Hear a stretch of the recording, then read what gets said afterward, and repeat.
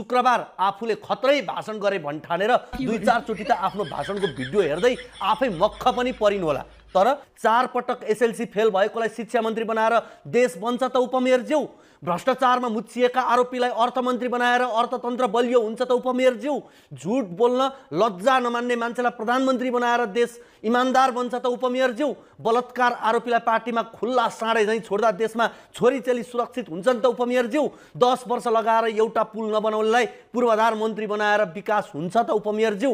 सरकारका हरेक निर्णय लुकाउने र झुट बोल्ने अनि अरूको जिब्रो थुतौं भन्नेलाई सूचना प्रविधि मन्त्री बनाएर लोकतन्त्र जोगिन्छ त उपमेयरज्यू।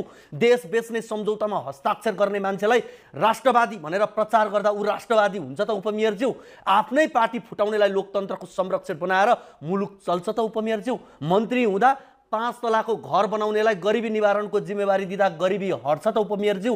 2 कक्षा पनि नपढेका मान्छेले संविधानको व्याख्या गर्दा गणतन्त्रको रक्षा हुन्छ त उपमेयरज्यू। झुट्टा सपना बेच्नेलाई दूरदृष्टि भएको नेता मान्दा देश अगाडि बढ्छ त उपमेयरज्यू।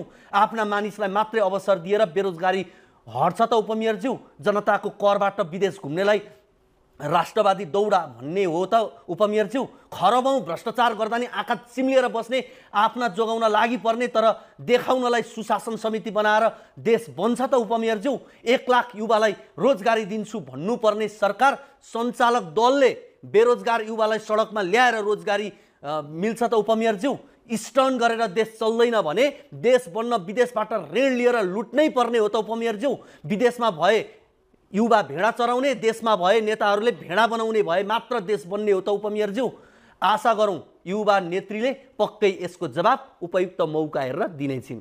सुनिता डङ्गोल एमालेमा लागेको कति वर्ष भयो